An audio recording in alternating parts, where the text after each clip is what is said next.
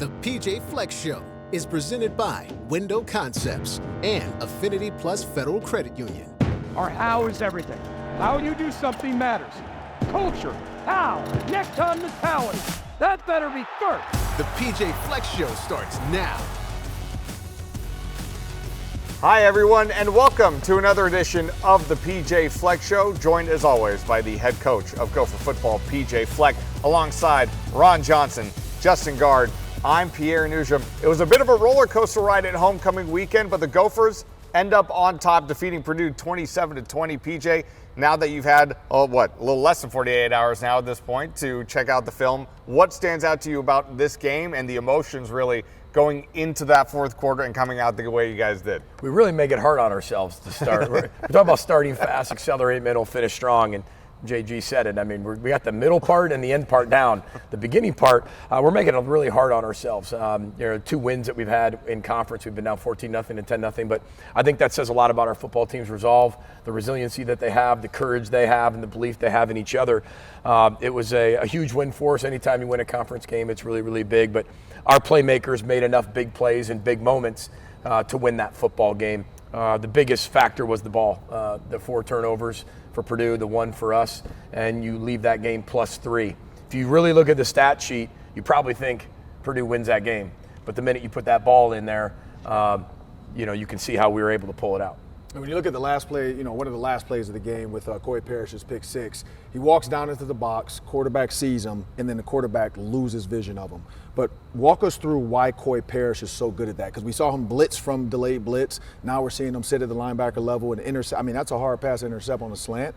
And, he's just showing his range as a safety. Yeah, I think that it shows the understanding of the game plan as well. They're a very heavy RPO system. And so as you bring those safeties down to the box, whether that's going to be a speed out, whether that's going to be a bang post, those are the two things they threw into the boundary. And we knew that at some point we worked all week at finding a way to be able to pick off one of the RPOs, whether it was in the middle of the field on the bender or whether it's to the boundary on one of the speed outs.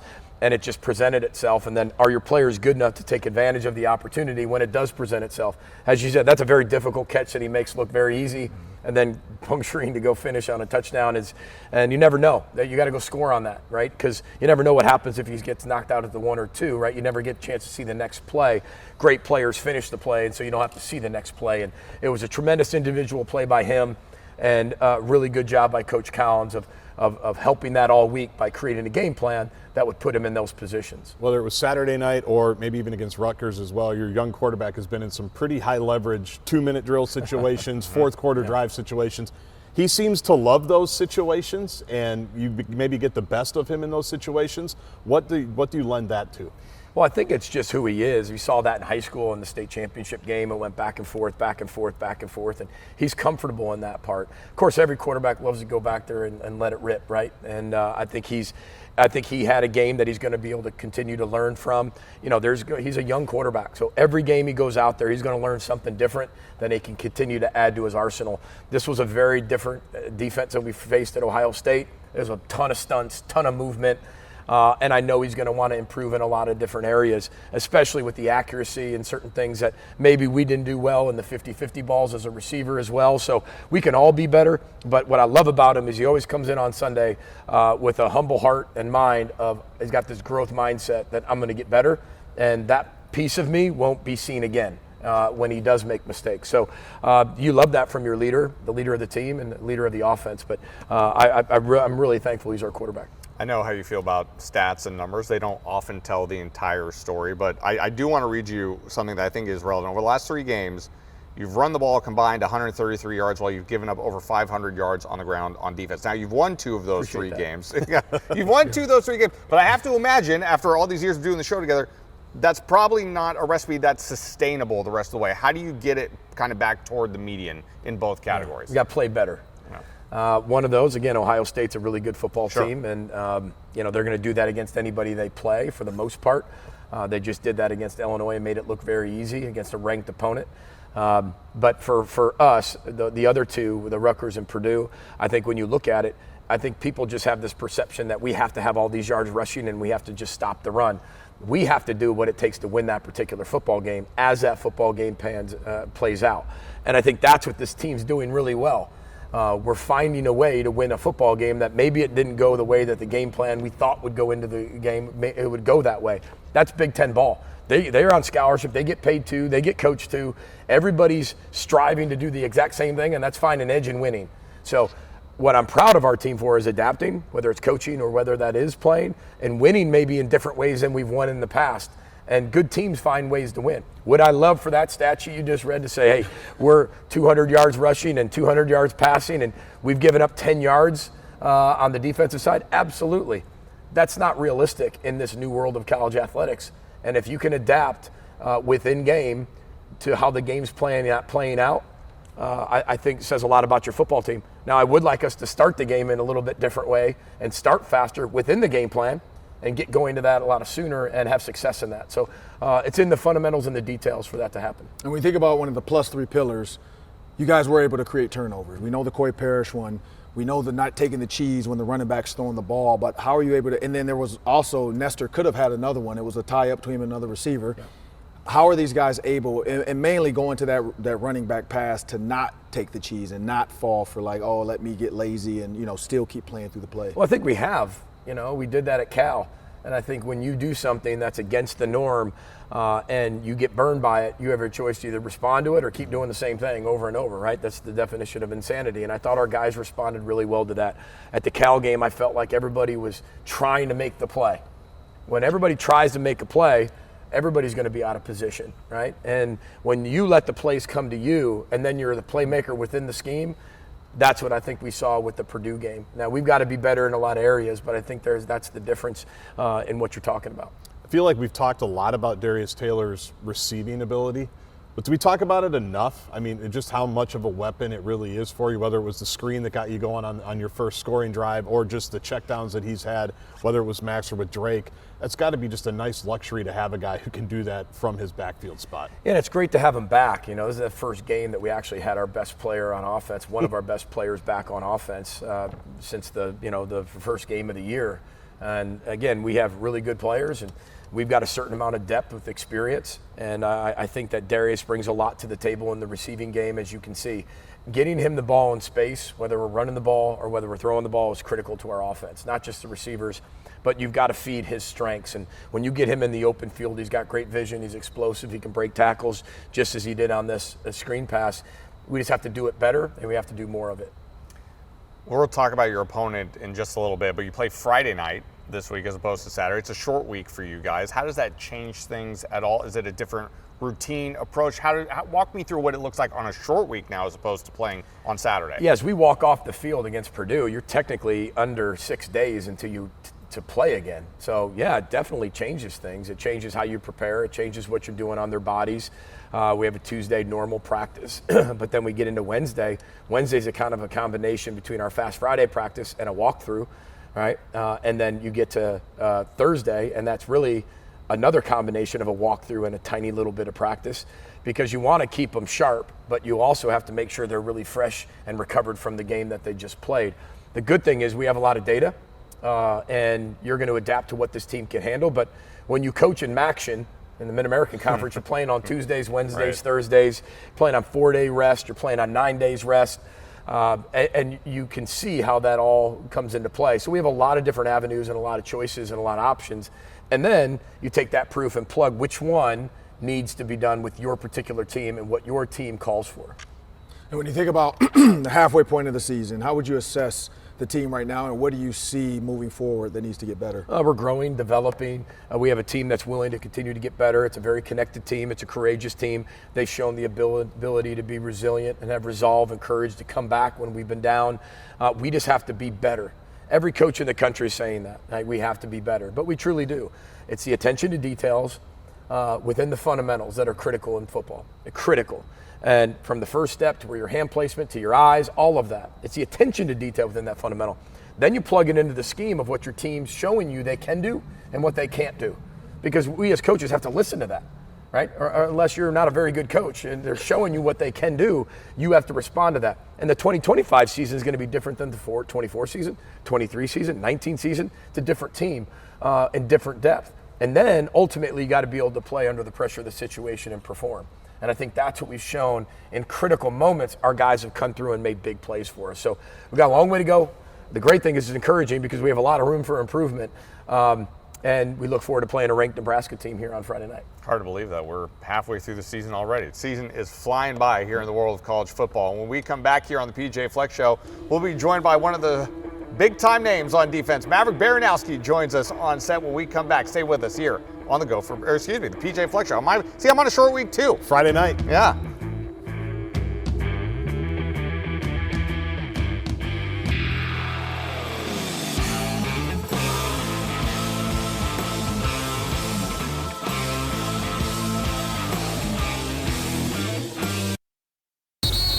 You're watching the PJ Fleck Show. Welcome back, everybody, to the PJ Fleck Show. I want to make sure we get that right for all of you watching at home, the PJ Fleck Show. And joining us now is one of the stalwarts on defense, linebacker Maverick Baranowski, who had a busy night on Saturday night. I say you had a busy night because you had 10 total tackles in the game. And you guys held Purdue to just 3 points in the second half. What adjustments were made for you guys to kind of slow them down in the second half as opposed to what we saw in the first half? Yeah, Coach Collins gave us a great message going into the second half, and that was he challenged us to play our best 30 minutes of football that we've played this year. And when you look back at that second half, I thought we played really hard, and I thought we did that. It was our best half as a defense. And as we continue to go throughout the season, we got to keep learning from that and bring it to the next game and go 1-0 next week. What did you like about that half specifically? You say it was the best one you may have played. What was so good? Yeah, as a defensive unit, we played hard. We played really hard. We played relentless, and when things were going our way or they weren't going our way, we just kept responding and kept going to the next play. Coy made a great play. We get to the sideline, and it's next play mentality. Defense going back out, get ready for the next drive, and that's something our defense does very well is respond, and you need that in this league. You do. What is the key? That's where I wanted to go next, because whether it's Rutgers where you get down early or obviously Saturday against Purdue, you just have to hang in, right? And whether you're giving up big yards, they get into the red zone, you just have to keep them out of the end zone, make them try a field goal. They miss a field goal, which was big. So everyone talks about responding. What's the key to being able to respond like that? Yeah, at the end of the day, you got to defend all 100 yards. Every blade of grass on that field, we're going to go play defense on, and we're going to hold them to every inch on the field, make them earn everything. And then at the end of the day, responding it goes down to our culture. It goes down to the fundamentals that we practice each and every day in practice. You make a bad play in practice, you got to practice responding. And then when it gets to the game, it's just second nature for us. PJ, you've had Maverick for a number of years now. As I'm sure you already know, he's from Daytona Beach, Florida. So how did you convince him to come up to Minnesota? What was it like recruiting him and having him as a member of your team now and seeing him grow into the linebacker? Yeah, we're just thankful he became a Gopher. He's got an incredible family. He was originally committed to Air Force, so you talk about the type of selfless person that he is, wanting early to defend our country. And I think that's the type of player he brings and the mindset he brings to our defense. He's a very selfless individual, high character, really smart academically off the field, and he really rallies everybody around him because of how hard he plays.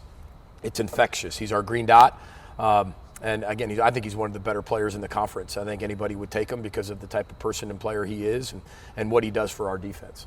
Speaking of people, tell us a little bit. We've had Derek LeCaptain on the show before, a guy who obviously would probably like to be playing more, but he's told us before one of his great thrills is kind of bringing you along as a young player, because he's been here forever, and seeing your success. What's it like having a guy like that in your room, on your team, on your side?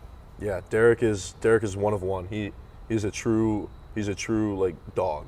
Like Derek would do anything for any one of us. He's my roommate every game day. He walks me through. I ask him the simplest of questions. I ask him hard questions. He always knows the game plan, and Derek's the best teammate you could ever ask for.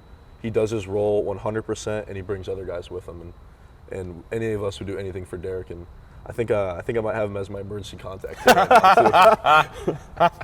I think we all do. Yeah. I was going to say, give him my number. Actually, that's a good point. I trust him. I trust him. For sure. You and me both. There's no question. I had about Pierre it. for the longest time. It wasn't good. Yeah, that was probably. You don't even know what show he's on right now. Yeah, I know that's true. Yeah, but sorry about that one time. My bad. It's all right. We won't have to talk about I made it. But Mav, you guys do have a big game on Friday night. Nebraska comes to town. Friday Night Lights, I know that's typically reserved for the high schoolers, but you guys get to play on a Friday night.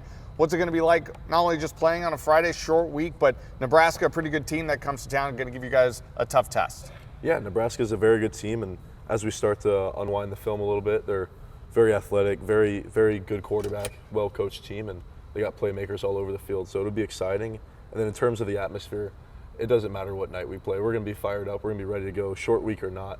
We're always going to prepare very hard. So it'll be an exciting test, and we're excited to do it at night in front of all the Gopher fans. What stands out about their quarterback, Dylan Raiola? Yeah, he's very poised in the pocket.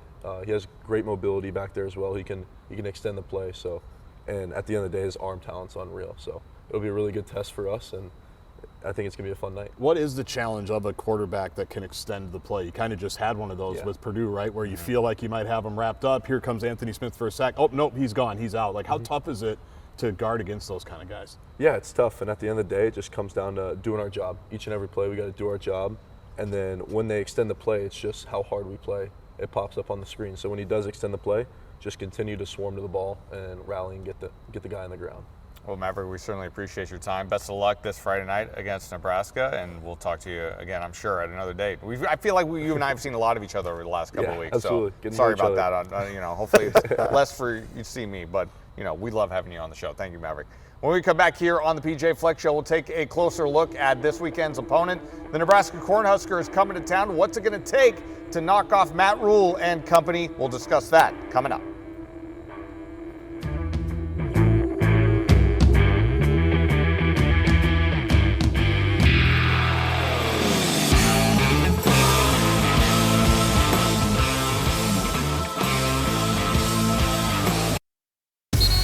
Welcome back to the PJ Fleck Show.